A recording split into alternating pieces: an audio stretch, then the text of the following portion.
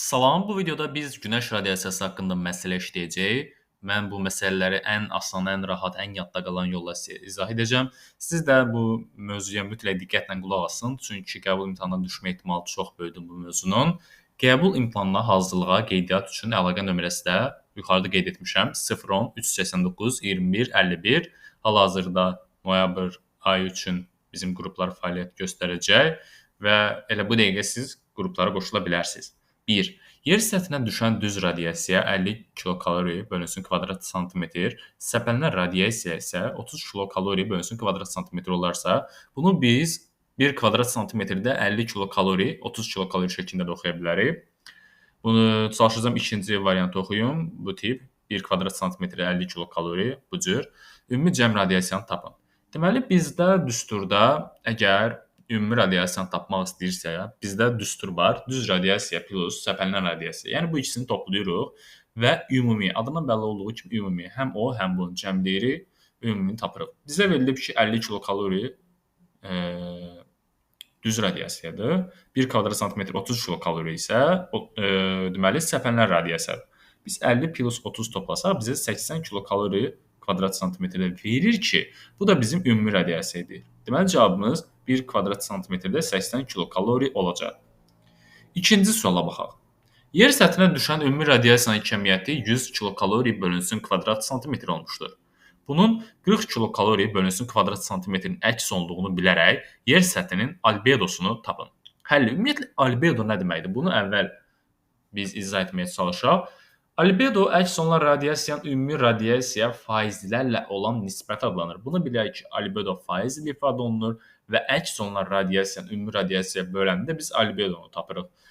Albedonun düsturu burada qeyd etmişəm. Albedo bərabərdir. Əks olunan radiasiya bölünsün ümumi radiasiya vurulsun 100%.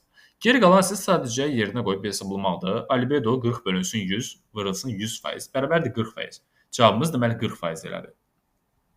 Ümid edirəm bunu da başa düşdünüz. Çünki çətin bir şey yoxdur. Sadəcə düsturu bilirsiniz və salam, albedonun düsturu budur.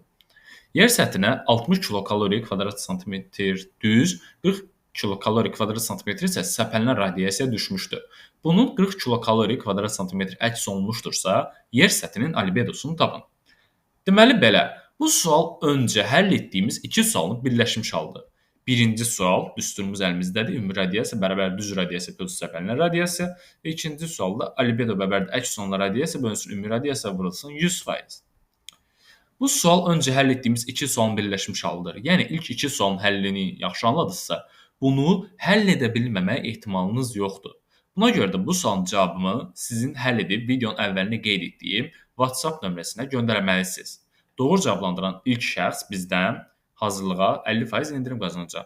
Hər birinizə uğurlar arzu edirəm. Nömrə də ilk öncə qeyd etdiyim kimi 010 389 21 51. Əgər lakin bu sualın cavabının izahını öyrənmək istəyirsinizsə, bunu şərh bölməsində qeyd edin. Əgər çətinlik olarsa və ya mənə WhatsApp üzərindən yazın və mütləq şəkildə sizə kömək edəcəm bu sualın həllində. Yer səthinə gələn ümumi radiasiyanın 1 kvadrat santimetrdə 60 kilokalori, yəni 40% əks olunmuşdursa, ümumi və udulan radiasiyanı tapın.